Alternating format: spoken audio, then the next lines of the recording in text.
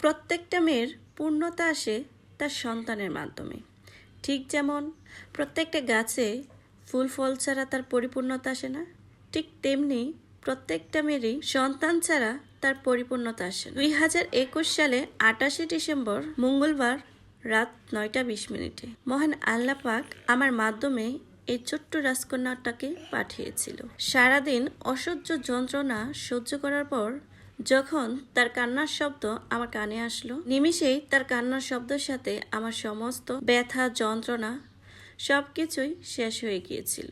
তাকে দেখার পর, তাকে কাছে পাওয়ার পর আমার নিজের ব্যথা যন্ত্রণার কথা আর একবারও মনে পড়েনি। শুধু মনে পড়েছে তার যেন কোনো কষ্ট না হয়। সে যেমন এই পৃথিবীতে সেদিন জন্ম নিয়েছিল, ঠিক তেমনি আমারও মা হিসাবে এই পৃথিবীতে আবারও পুনর্জন্ম হলো। একজন মায়ের সুখ দুঃখ হাসি কান্না সবকিছুই মিশে থাকে তার সন্তানের মধ্যে। তার সন্তান যদি সুস্থ থাকে তাহলে সেও সুস্থ থাকে, আর যদি সন্তান অসুস্থ হয়ে যায় তাহলে শুধু একটা মাই জানে তার জীবনটা কেমন হয়ে যায়। আমি সেদিনই বুঝতে পেরেছিলাম যে আমার মা আমাকে পৃথিবীতে জন্ম দিতেও ঠিক এমন কষ্টই করেছে। তারপর থেকে মার সাথে কথা বলতে গেলে আমি খুব হিসেব করে কথা বলি, যেন আমার কোনো আচরণে আমার মা বাবা কোনো কষ্ট না পায়।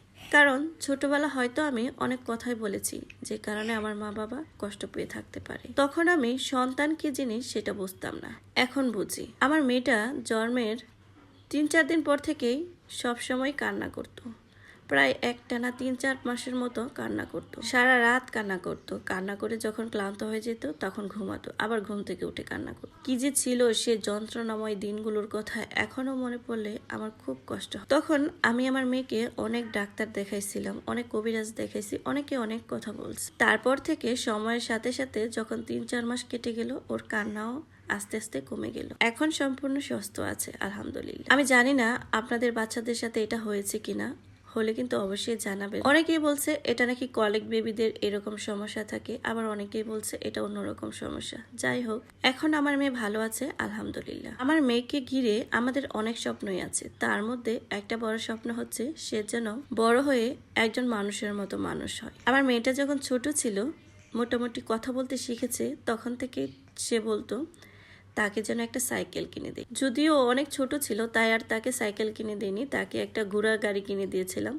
ওই গাড়িটা তার তেমন বেশি একটা পছন্দ হয় নাই, তারপরেও অনেকদিন খেলেছে। এখন আস্তে আস্তে বড় হয়েছে, তার চাহিদাটাও একটু বেড়েছে, সাইকেল থেকে পৌঁছে গিয়েছে মোটর সাইকেলে। যাই হোক, মেয়ের আবদার বলে কথা, তাই বাবাও একটা মোটর সাইকেল কিনে দিয়েছে। তেমন বেশি দাম দিয়ে কিনে দিয়ে নাই, মোটামুটির মধ্যে একটা কিনে দিয়েছি। মেয়ে তো আর বুঝবে না, মোটর সাইকেল হলেই চলে তার। আমার মেয়েটাকে যখন মোটর সাইকেলটা কিনে দিয়েছি, তারপরে আমি ওকে একটা জামা কিনে দিয়েছি।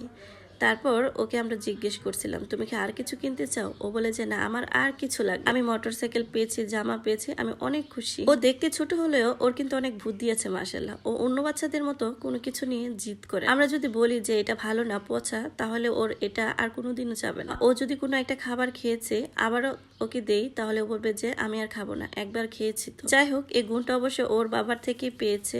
সবাই আমার মেয়েটার জন্য দোয়া করবে, ও যেন ভালো থাকে।